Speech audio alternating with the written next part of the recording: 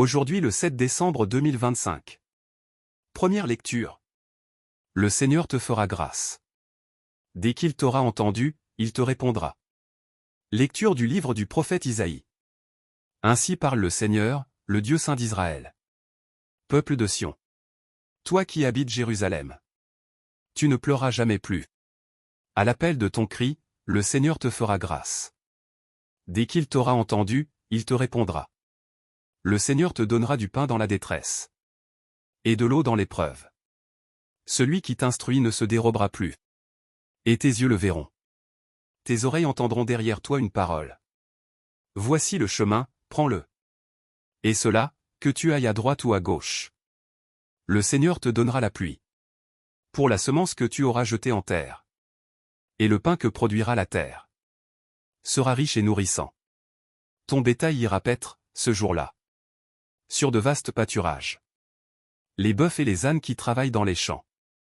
Mangeront un fourrage salé. Étalé avec la pelle et la fourche. Sur toute haute montagne, sur toute colline élevée. Couleront des ruisseaux. Au jour du grand massacre. Quand tomberont les tours de défense. La lune brillera comme le soleil. Le soleil brillera 7 fois plus. Autant que 7 jours de lumière. Le jour où le Seigneur pansera les plaies de son peuple. Et guérira ses meurtrissures. Parole du Seigneur. Nous rendons grâce à Dieu. Psaume. Heureux tous ceux qui attendent le Seigneur. Il est bon de fêter notre Dieu. Il est beau de chanter sa louange. Le Seigneur rebâtit Jérusalem. Il rassemble les déportés d'Israël. Il guérit les cœurs brisés. Et soigne leurs blessures. Il compte le nombre des étoiles. Il donne à chacune un nom. Il est grand, il est fort, notre Maître. Nul n'a mesuré son intelligence. Le Seigneur élève les humbles.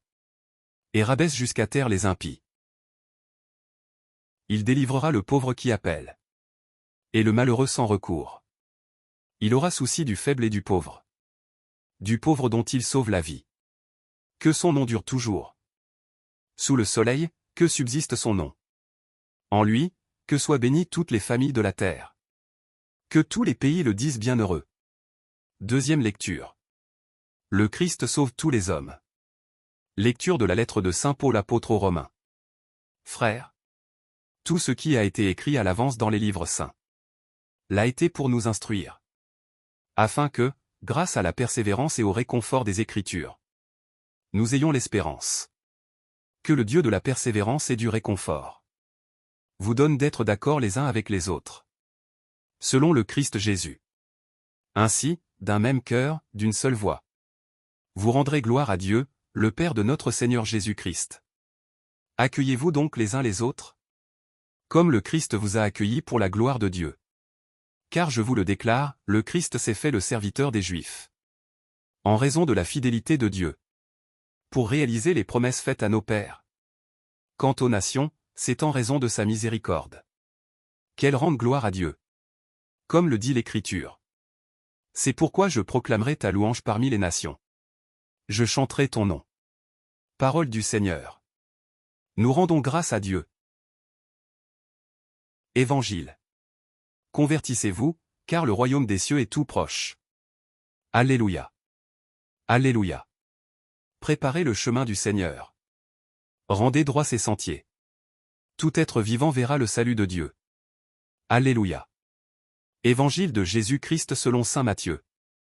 En ces jours-là, paraît Jean le Baptiste, qui proclame dans le désert de Judée. Convertissez-vous, car le royaume des cieux est tout proche. Jean est celui que désignait la parole, prononcée par le prophète Isaïe. Voix de celui qui crie dans le désert. Préparez le chemin du Seigneur. Rendez droit ses sentiers. Lui, Jean, portait un vêtement de poil de chameau. Et une ceinture de cuir autour des reins. Il avait pour nourriture des sauterelles et du miel sauvage. Alors Jérusalem, toute la Judée et toute la région du Jourdain se rendaient auprès de lui. Et ils étaient baptisés par lui dans le Jourdain. En reconnaissant leurs péchés. Voyant beaucoup de pharisiens et de sadducéens se présenter à son baptême. Il leur dit: Engeance de vipères, qui vous a appris à fuir la colère qui vient?